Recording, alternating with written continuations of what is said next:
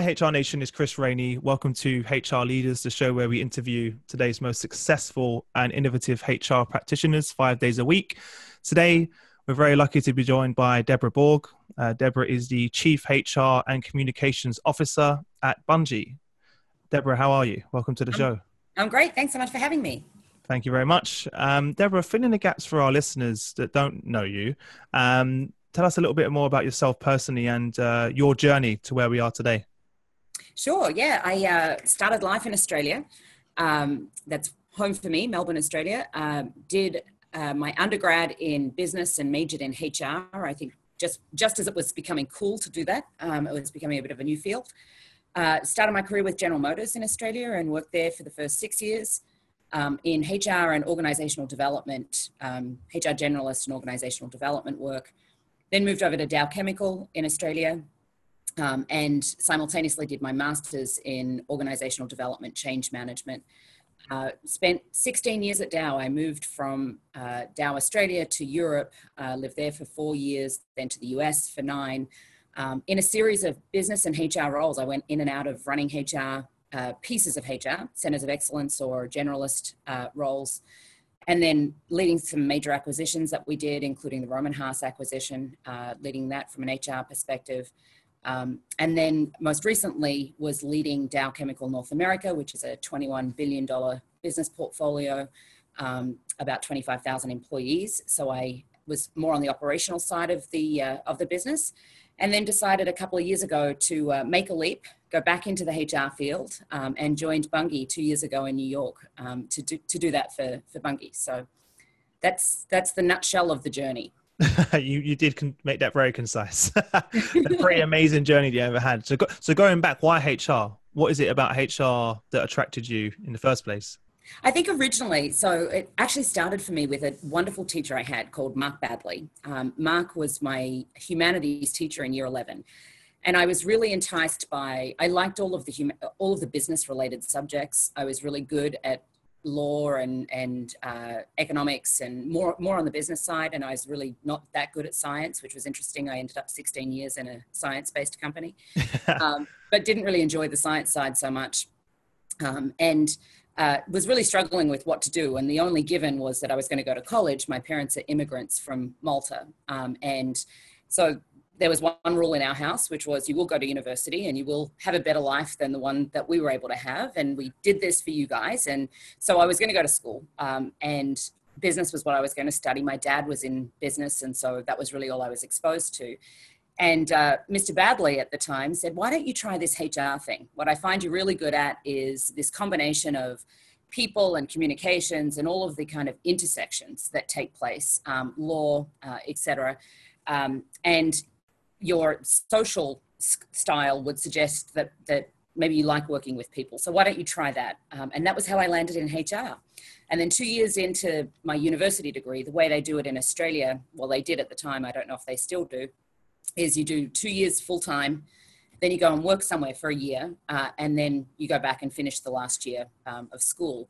And so I did my internship, my year-long internship with General Motors, and they had a really structured program where they did kind of 3 months in training, 3 months in compensation, 3 months in labor relations or industrial relations at the time, and then 3 months as a personnel officer in the foundry, which was really quite an eye-opening experience.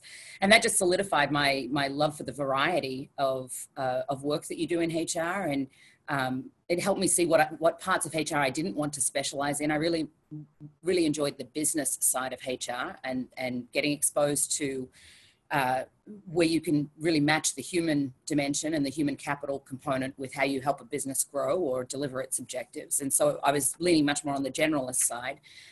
But it was like anything, I think, trial and error. But I think Mark really took me down a really good path by suggesting that I think about HR as a field. I would have had no clue otherwise. Wow. So if he never said that, we'd have no idea where you would be. No, who knows where I would have ended up exactly. Who knows? Yeah. I'd be somewhere stuck in a law firm somewhere, probably. I don't know.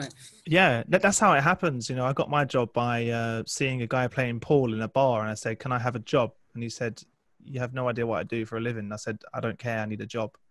And he ended up being the sales director of the HR events company.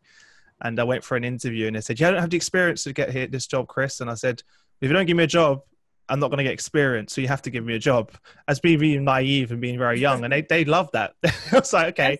Yeah. I said, "I work for free," and they went, "Really?" I was like, "Well, I don't have experience. So if I work for free, I'll get experience and then you can hire me." And I look back now, and I would never say that probably now, but I think I was so young and just really hungry. Yeah. And now I am now. So, but I think that's exactly how careers work, Chris, right? I mean, it's this part of serendipity associated with every career. I think it's being able to back yourself along the way and take a couple of risks like you've done, certainly in your career. And I've done the same thing.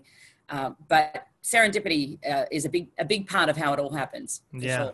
Definitely. And I think based on what you said earlier about wanting to be more on the business focused side of HR, you couldn't have got that better. You couldn't have been right about that. Because if you think about where HR was back then, I've even seen the transformation of HR. I'm not a practitioner, but I've been doing this a long time, and HR now looks very different to what it did 10 years ago.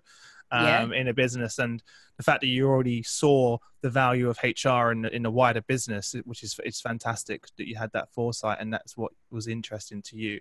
So where we are now, what really occupies your mind on a day-to-day basis? So many things. So I now have the pleasure of leading HR and comms for Bunge, which is a very large industrial agriculture company. So just for a bit of background, we basically work with farmers around the world to originate products from them, and then we trade them, ship them, convert them into ingredients or food products, and move them to parts of the world that those products aren't grown, essentially.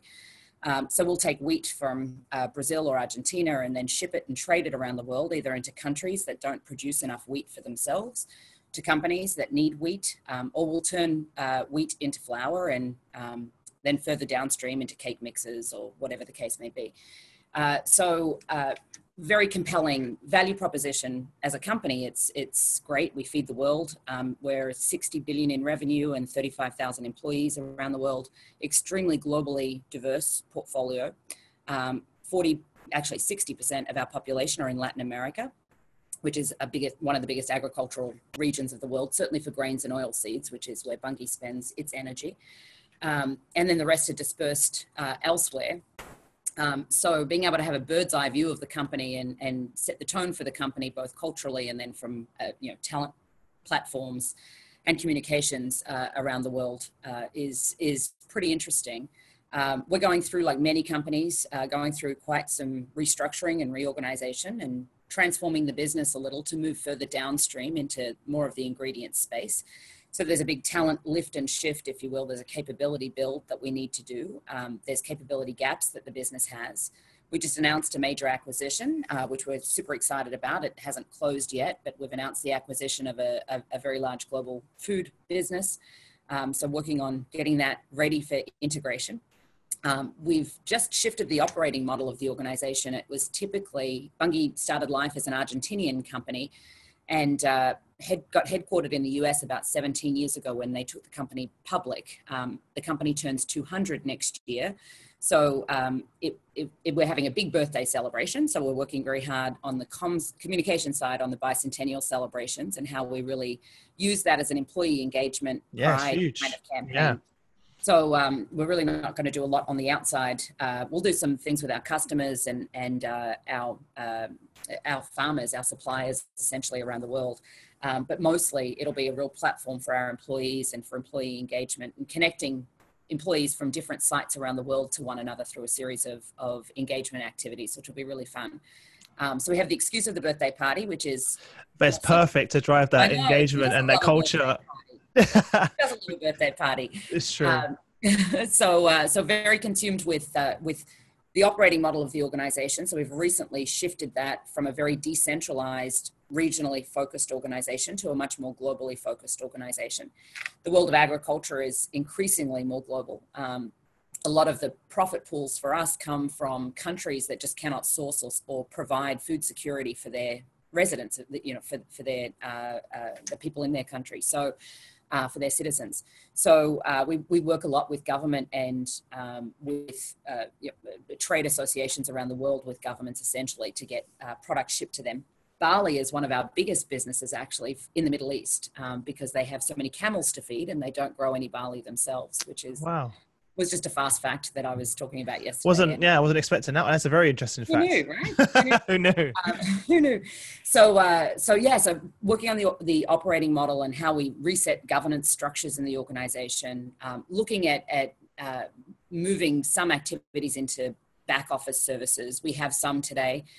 So if I think about the HR organization, there's a bit of a transformation that we're going through with the HR organization. That's a typical tale that most companies go through. Sure. And evolve through.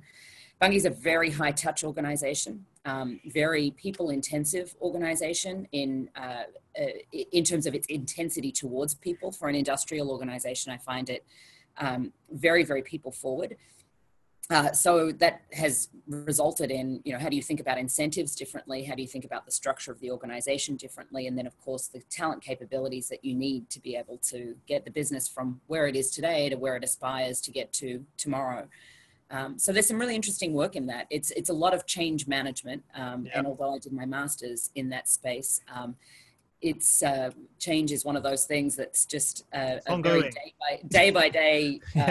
It's hard to put process behind it. So that's true. So it's a very change intensive at the moment, and really trying to stay true to the cultural elements that really make this company very special. It's a very entrepreneurial company.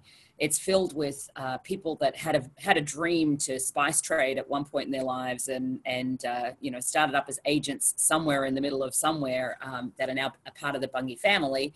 And so you want to preserve that entrepreneurial culture, but you're also giving them a lot more boundaries and rules that they didn't have before, by globalizing things a little bit more. You don't want them to be making just decisions that are based on the best local thing that they can see. You want them to see the bigger franchise and how we might be able to make a different decision that could be more beneficial for our customers that are now increasingly purchasing more globally. We're working with a lot larger companies that have a global presence. So it's quite a shift for the organization to go through. Yeah, there's a lot to think about then. There is a lot to think about. Yeah, and then you have just the general US public company stuff, right? You have... No, of course, I understand. The financial markets and noisy investors and how do you please them in the short term but really keep a long-term focus, and all of the things that any publicly listed company faces. Bunge, because it was private for such a long time, and really rode the wave of commodity cycles being very, very high, and is now, we're now in a downturn of commodity cycles. So you have a lot more short-term focus coming from the outside. And so really trying to keep the leadership team very leveled and balanced on what's the long-term goal, what's the purpose, what are we doing this for, and how do we not make knee-jerk decisions or reactions to, obviously your investors are a very important part of the stakeholders that you have, the most important stakeholder. But how do you balance that? How do you help educate and communicate to the investment community about what it is that you're doing, so that you can take some of the longer term bets that you want to make to keep the business for another 200 years, right? Yeah. So you have to innovate, right? And unfortunately absolutely. That takes time, and also unfortunately that will have an impact for the investors and the business. But absolutely. if you don't do that and do what everyone else does, you won't have a business. This is true. Soon. And exactly. And it's a delicate balance. It's a delicate balance. I can imagine it's sort of a chess match that's going on internally. On that point, could you share a project or a transformations that you've been through that you're most proud of, that really stands out to you? Could be from your current role or previous organization. There's been a few. I mean, I would say that one of the things was probably the divestment, actually, the divestment of a business that Dow had sold off to private equity. So there was a $7 billion business portfolio that we had attached together. There were businesses that made sense to join together. And then we partnered with Bain on selling them. And I think it was just required, it was breaking up a little bit with the core of what Dow was. There were a number of businesses that were institutional Dow businesses from the very beginning, from when the founder founded that business 130 odd years ago now. Getting through the internal, do we do this? What will this mean for the company? My grandfather worked in this business. My great-grandfather started this business up. A lot of that emotion. So Dow has a lot of long tenured people that have a lot of history. So getting through that, but also then just being able to knit together a really great team, some of whom had worked together before, some of whom were coming together for the first time, so that we could sell a really great team. And there were things that we just hadn't been exposed to. You know, what do comp structures look like in a private equity model, and how do we help get people to the other side of the difference between what a publicly traded company compensation system typically looks like to what their system was going to look like. How do we stand them up and get them ready for with their own development programs, with their own kind of, they were a big company at the end. They were 4,000 people and 7 billion in revenue, and they're thriving. So when I look at what their share price is doing, many of the same people are still there. In fact, all but one of the leadership team that we sold at the time. Oh, wow. Still there, which is really cool. And that was maybe 7 years ago now. And so it's one I look back, I actually have a number of friends still in that business. I look back on and you know, some of it you can plan for and some of it you can anticipate. And then just like careers, the rest is kind of serendipitous. There are, you know, turns and, you know, roadblocks and things that come up and that you just didn't anticipate, you can't plan for, that just ended up working really, really well. I mean, the business certainly went through its own challenges right upon sale, but they're doing so great now. And it's really wonderful to see. Great. Fantastic. And what lessons did you personally learn going through that process, which kind of helped you on your journey moving forward? Looking back, what would you have done different, or what is it that you took away from that experience? It was probably one of the bigger things that that taught me the the need for anticipation, right? Answering what is the audience's question going to be, and there were obviously various audiences in a spin-off. The internal audience, which we thought we knew, and we could anticipate most of what the concerns, reactions, issues might be, but people are people, and they constantly surprise you with things that maybe you didn't think about or expect to have to address. But you know, thinking with the audience agenda first, thinking through the you know, how do you set something up that's sustainable, that you're very proud of, that can last a long period of time after you're not in the middle of it. You and the people, it certainly wasn't a one-man show. There were many people involved in making that a success.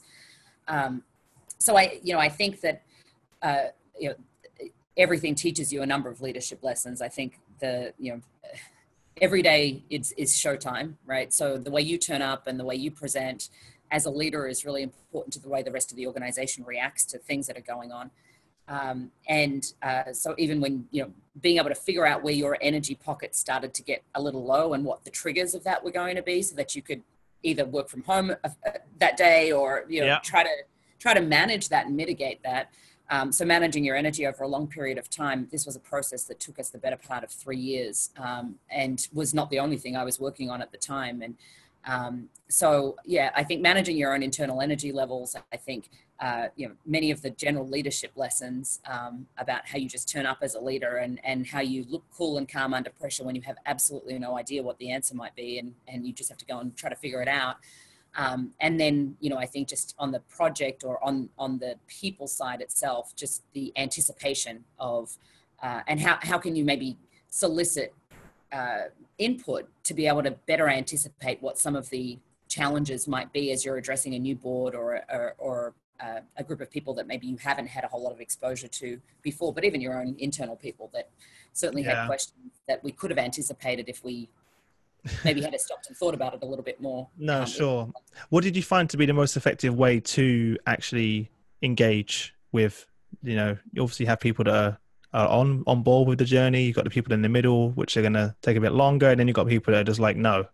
What did you find the best way to engage with those guys that were in the middle ground and wasn't too sure and sort of had concerns? Was it one-on-one? Was it groups? What did you find, you know, what was the best approach? A little bit of both. You know, we did some of the typical change things and some things that we're deploying and have just deployed at Bunge as well, with the big changes that we're going through, getting, you know, the change agents from the grassroots. So doing both top down and bottom up communications and change, if you will. So I just got off the phone actually to a group of 37 people that are in our change network at Bunge around the changes that we're going through, where we socialize ideas. Here's how we're thinking about this next step. What do you think the organization is going to have the hardest time understanding? And then they're really the sounding board also for real things. We released an announcement internally today. So that group of people read the announcement first, read the FAQ document, to be able to give feedback on, I don't think you've addressed this question, or I still don't understand what you mean by this. And they're very, very various levels in the organization. So we have a leadership network. This is true of what we're doing with Bunge now. We weren't that prescriptive with the change I was describing before, although a very similar mechanism of identifying who the change agents might be in the organization, who are people really looking at in the organization. Dow did a more sophisticated job with that in some really cool things around organizational network analysis. Dow's full of researchers, scientists, engineers. And so one of the really cool scientists out of the Dow it was called Agroscience, was Dow's agriculture division at the time. He came up with this really neat way to be able to go out and actually measure the number of interactions people were having. So so who were the people that were getting the most interaction points across the organization through a series of data that they had knit together, so that you could actually see who these real influencers in the organization were with data behind it, which was very, very cool. At Bunge, it's a bit more, who do we think?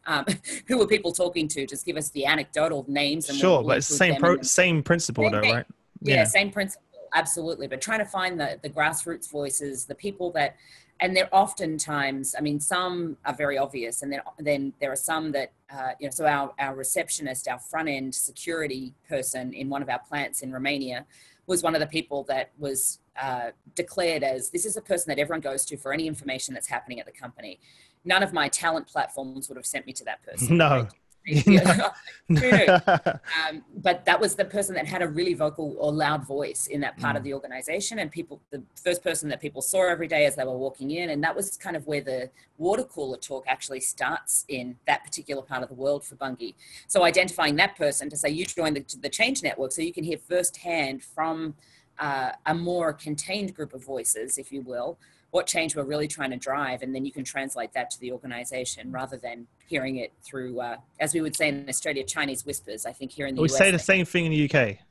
See, in the US, they call it telegraph or telegram or something. I've never heard of that one. Oh, because it's so... Okay, I get what you mean. I know why they say it like that. I said this, my husband's American, and so the first time I said to him, oh, it's like Chinese whispers, he thought I was, crazy and had no idea what I was talking about. And then we finally realized that there's a word for this in every part of the world. It's just different. Yeah. But you guys have Chinese whispers as well in the UK, right?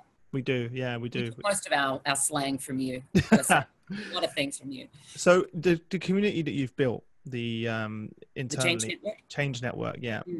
Is that ongoing? Are they just always, is that something you're going to have there as a sounding board consistently? Or is that just part of this? Because I'm thinking it can be extremely valuable just to have a group like that all the time. So you have in place that is that something you had before? So I just randomly threw that out there, but I'm just wondering, no, it wasn't something that we had before. So we set up both a leadership network, which was many more senior people. One thing we were finding with the change here was, I mean, not all leaders are created the same way. Of course, some are very good at carrying an ambiguous message through the organization and helping people feel a sense of calm around what that might mean and being able to address questions on the fly. Other leaders need a lot more prepping and talking points and slides and things that they need a crutch, and you can't be there for everybody. And so our CEO is like one of the most charismatic people that you could ever meet. You could put him in front of any audience, internal or external, and you want to buy what the guy's selling, right? He can it's almost a requirement of every CEO now, isn't it? Yeah, it should be a requirement of every CEO. Yeah, it is. If you look at any of the successful organizations, the brand... He's the face man. Yeah, absolutely. And so when he's my best asset. When I put him in front of any audience, they want to buy what he's selling. He could tell them that he's going to shut down the site that they're at, and they'd all thank him and clap at the end. I mean, they just, it's incredible. Quite a skill that he has. And we certainly have a number of leaders that carry that same charisma and leadership presence. And don't worry, it's steady hands on the wheel. And we hear you, we know you, be you. And you feel very seen by him, and certainly there are other leaders in the organization. So trying to galvanize those leaders that are really good at it. What I think employees need at a time of change is that they're seen. You know who I am. You see what I do. You hear my voice. I may not agree with the direction that you end up wanting to take this, but at least I feel seen and heard. And so we tried to galvanize a group of leaders that we thought were very good at that, and gave them a mission to actually go out and reach a number of people rather than trying to make it the leader of the people themselves, because they may not be the best carriers of that message. And then on the change side, we put this in place particularly around this initiative, but there's no reason that you wouldn't keep that change network in place. I think there's so much usability for, and certainly to inform even things like HR programs. Exactly. We did an employee value proposition exercise last year, and many of the same names, although not entirely the same, were included in tell us what kind of experience, when you describe Bunge to your friends and family, how do you describe us? How would you like to describe us? What makes you want to bound out of bed and come here every day versus go somewhere else? And so you want those voices from within the organization. You want an honest answer as well. And you want an honest answer, yeah. How do you find that, by the way? Because every organizations, they put their team of sort of champions together, and I always wondered how the culture of the business, is it really around people having a voice? Are people happy to tell you things that aren't so great? And because it's great that you have these guys that are on board, which is fantastic, because they're just telling you, great, we're happy with it. But it's very important also to have the other end of the spectrum where people are giving you open and honest feedback. Do you feel that you've built a culture where people feel confident enough to come to you and say, you know what, this is my ideas and this is what I think how can improve the business? In general, yes. I think the culture is very, very accepting. It's also in a positive way as well, by the way. Yeah, absolutely. It's positive to recommend change as well. It's not always shouldn't be seen as a negative all the time. Definitely, yeah. It helps. It helps that the culture is very Latin. Again, a big portion of our population is in Latin America.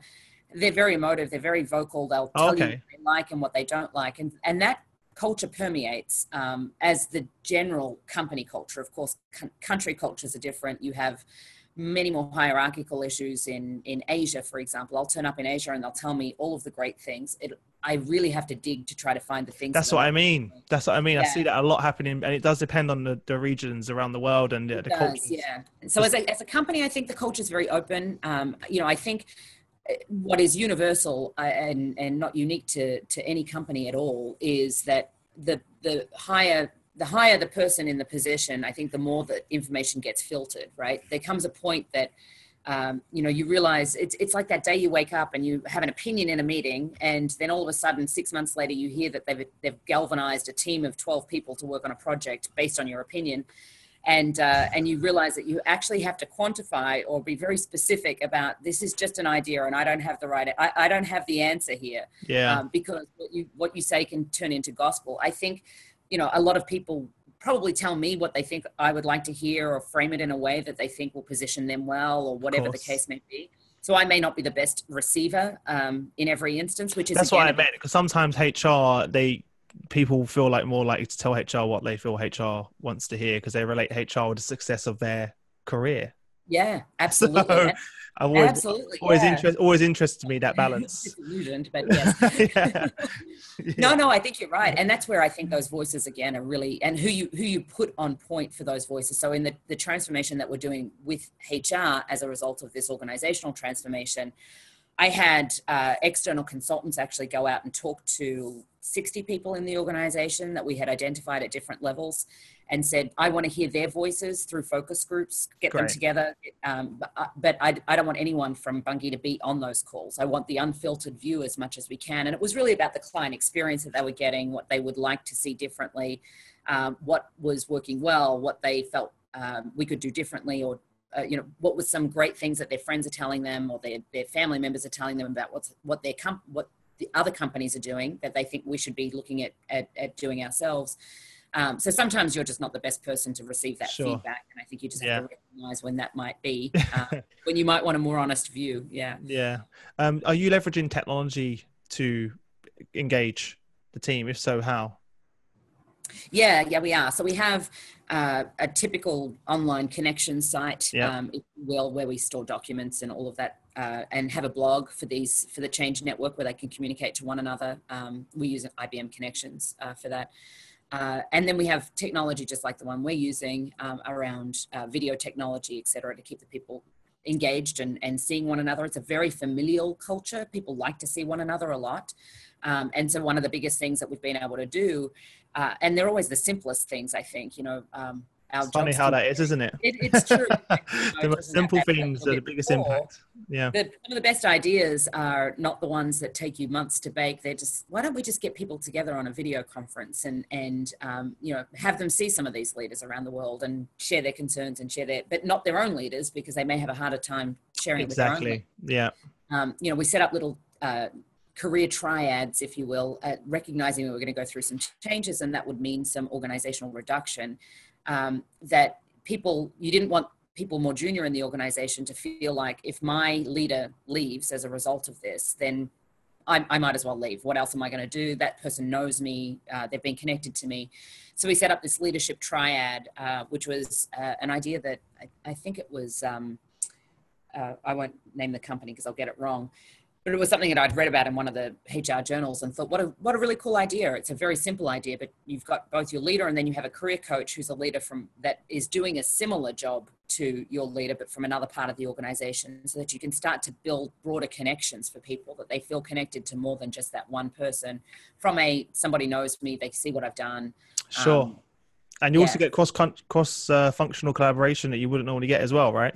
Yep. I'm sure you're connecting people with different parts of the business that would never normally come across with each other. And what I found is from doing this for quite a long time is that some of the most innovative ideas come from those type of exchanges. Yeah, absolutely. Because if you're just thinking within the parameters of just your own team, then you're just a reflection of everyone around you. In a lot of cases, you're just sort of hearing the same things.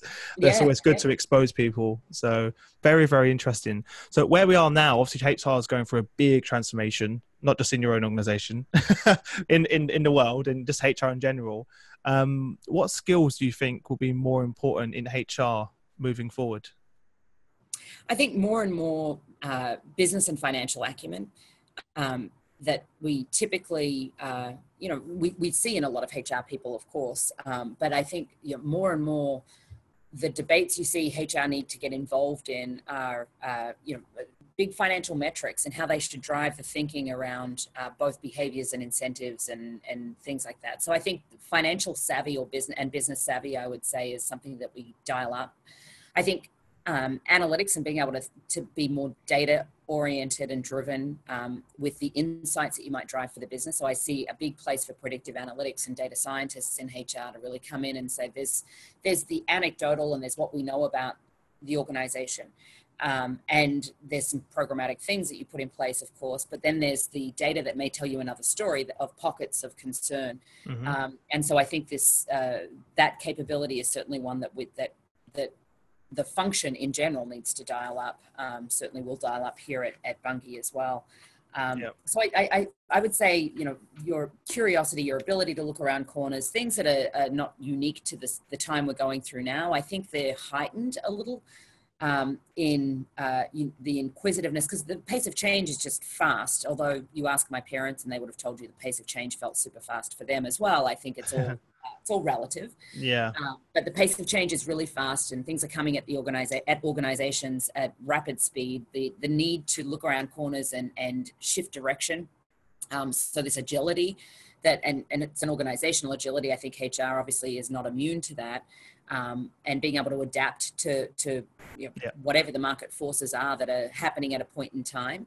I think thinking broader from a functional standpoint around, what is the work of the gig economy in an organization that moves at rapid speeds in an industrial sector going forward? There are different ways that I think we need to reimagine the employment contract that we have with people, and all of that just requires a degree of entrepreneurial thinking and a degree of agility, if you will, or to be able to break up with maybe things that have been really, really successful. And the function's done this for as long as it's been a function, right? It looks very different, as you say, from the personnel officer I once was. General Motors is a really different role than what I see today. And I think we called it, it was a personnel officer. It was a personnel administration or something, I think it was called. So we've come a long way, but I think I'd dial up certainly the business acumen, the agility, the ability to look around corners, and then the comfort with data as a core capability to be able to drive insights from. Yeah, I completely agree with you, and everyone else I've spoken to have I've also agreed with you on that point. What are you doing then to prepare your team for this transformation? I think a big part of it, as you said, is HR analytics. I'm building a huge program here ourselves around that area, and we've never had so much attention around it. It's sort of the buzzword of the moment. But a lot of people having to adapt and learn. Traditionally, HR is not data driven, so everyone's having to move towards that. What are you doing, or what steps are you planning to take to prepare yourself and the team for that? We're pretty infant in the analytics journey. So a lot of the prep work has really been on building the muscle around just standard global vernacular of metrics that matter for the function, for the company, that we measure as a function, which has been an interesting and heavier lift than maybe what I anticipated, coming from a very globalized company like Dow. When you talked about attrition, and you would ask a country for their attrition rate or a business for their attrition rate, you'd get a number that sounded fairly reasonable. And I'd come here and they'd tell me it's 98%. I'm like, wow, how are you running a business with 98% attrition? And then you would have 6 more discussions and you would realize that you're talking about a different thing, and the way they measure things might be different. And, so building this common standard data vernacular has been where we've spent some time, on standardizing a look and feel. So we have an analytics dashboard with just very basic metrics at the moment, to get people excited about, wow, it's noisy because 2 people resigned in this part of the world. But when you look at the overall metrics, let's not overreact we didn't want those 2 people to resign, but let's not overreact. This isn't a world scale problem just yet. So I think preparedness in asking for data, everything that I do, the KPIs we set for the function, even just setting KPIs for the function and asking people to address status updates with a KPI lens, with a financial lens on how we're performing, has been a really interesting, very rudimentary part of the journey. We're building the technology behind the scenes. So we've got a group of people kind of carved out to really build common reporting and an analytics platform. We've done a number of things partnering with our finance organization to really sit with our HR business partners and, can you read the balance sheet? What does it really mean? Yeah, of course. What are investors really asking us about? I have, one of the biggest relationships I have within the organization is the head of investor relations. And what's the sentiment? It's necessary on the communication side, of course, in terms of what messaging you might want to put out externally, what your website's telling you about yourself, that you're is the face, the window to the external world. But certainly to help the internal organization and the HR organization see some of the things that we may think matter, are really quite different to the things that our key stakeholders, external stakeholders, might think matters. So increasing some of those partnerships across the organization, and then just general org design and change management. How do you build that change muscle? One, because HR is driving a lot of the change now with org design, et cetera. So how do you help them build that muscle? We've had a couple of formal sessions that we've done for the more senior HR business partners to support them in that. But it's still pretty infant in terms of how we're preparing them, I would say. I think you're preparing in the right way. I spent literally my entire week this week speaking with global heads of HR analytics, and you've basically hit the nail on the head. What you're doing, first and foremost, you're focused on the data. Where do we have data? Where does it exist in the business? How do I access that data? Is it good data? I mean, there's no point putting in a great Workday platform if you don't have the right data going into it, because then you're just getting insights that just don't help or from bad sets of data. So you're definitely doing the right path from that side. And then on the other side, the advice that I've always received from other leaders who are quite advanced in that area is, don't just start building things for the sake of building them. You just said the right thing. What do the investors want? Yeah. What are the business needs? And then look, what insights can we give them using the data that we have at our disposal? So certainly seems you're definitely going in the right direction. There's no rush, there's no hurry for it. But it seems like you guys have definitely got to go in the right direction. So that's a very interesting. What other tips and skills? What other tips are you hearing from the people that you've spoken to this week? The number one, right? So I was speaking with Microsoft's global head of HR analytics, and what they do in HR analytics in the beginning, because they've been doing it 15 years now, so they're quite advanced. But in the beginning, when it was very junior, is what they would do is task their team. So you would task your team with listening to the different leaders in the organization and then almost trying to debunk their assumptions through HR data. So if someone had an opinion in X area, they'd come back and say, you know what, we looked at the data, we assessed this in the business, and actually you're right. Here's the data to support that. And then same with the other way around. Actually, you know what you're saying? That's the data doesn't support that. But they were proactively doing this. And then all of a sudden they really engaged the business by doing that sort of organically rather than just saying, let's spend loads of money building a HR analytics function, provide HR analytics around all of these areas, but none of those were really in line with the needs and the challenges of the business. So it's like what you say, start there, work backwards. Then actually you'll obviously find out what data you do have and make sure you clean the data and it's in a good state first. Feed that in, but only focus on one or two areas that are in critical importance to the needs of the investors and the wider business. And if you can provide value around those areas that they're most invested in, they're interested in, then it becomes a very different conversation. For sure, yeah. They're knocking on your door. That's basically literally the analogy I got. Chris, I couldn't get rid of them. I had every leader in the organization saying, you know what, I've got this idea or we're going to do this strategy. Can you help me out? And what analytics do you have? And, you know, what data do we have? So that's how it starts. You don't need to hire in all of these specialists around HR analytics. Just start with your data and you've got it right. Most of that talent, the people that can read it, exist in your finance department.